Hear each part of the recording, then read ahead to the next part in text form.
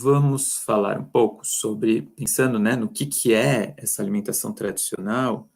É impossível não relacionar o tradicional com os donos dessa terra, com os povos indígenas, povos originários do nosso país. Aqui eu selecionei trechos do texto de Carlos Antônio Bezerra Salgado, nesse texto que ele publicou na Revista de Estudos e Pesquisas da FUNAI. O texto chama Segurança Alimentar e Nutricional em Terras Indígenas. Então ele diz que é impossível descrever todos os povos de modo genérico, porque não há na literatura descrições completas sobre as práticas culinárias de cada um dos povos. Mas ele vai descrevendo, né, vários hábitos particulares que a gente poderia elencar ou poderia perceber que aparecem. Novamente, a gente não vai conseguir dar conta de toda a diversidade maravilhosa que existe na cultura dos povos indígenas, mas sim vamos mostrar alguns pontos que a gente pode sim relacionar com ideias do Ayurveda mesmo.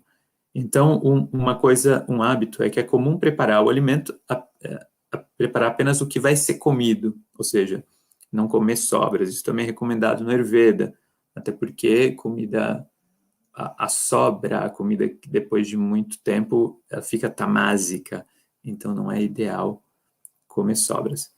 É comum comer apenas quando se tem fome, essa é uma regra importantíssima do Ayurveda, comer com fome. Tem o uso de algumas especiarias, aqui a gente está falando esses itens em preto são o que é trazido pelo autor sobre os povos indígenas, tá?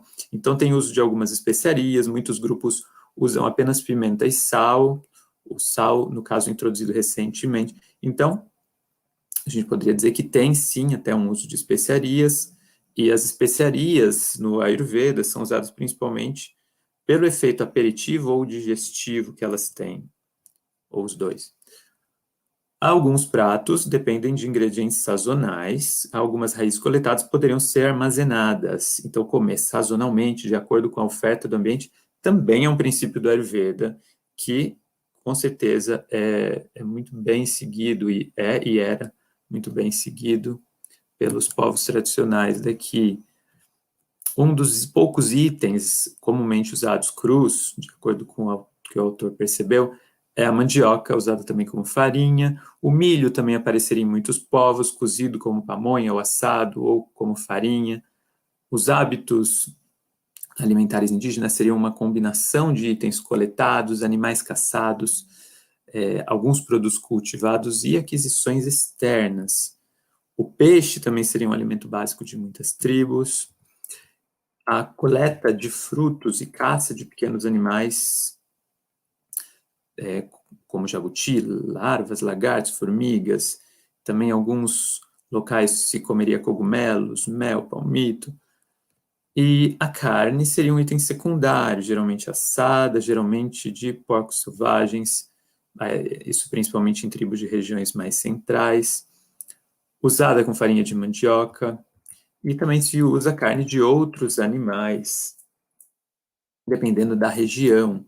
Aqui, nesses itens alimentares, a gente pode perceber o predomínio do sabor doce, madura rasa, que, como eu disse, é o que o Ayurveda recomenda para a alimentação humana, que a gente prefira sabor doce, que tenha mais sabor doce na nossa alimentação, na nossa refeição, em um prato. Tá? E a gente observa que como um hábito dos povos indígenas também, lógico. E como eu disse, a gente não consegue aqui dar conta de toda a diversidade incrível que existe entre os nossos povos indígenas e de toda a cultura deles, mas sim a gente está selecionando alguns elementos. É claro, se vocês que estão assistindo têm conhecimento sobre a cultura dos nossos povos originários, também vocês podem falar nos comentários e relacionar com esses elementos de Ayurveda que a gente está procurando encontrar.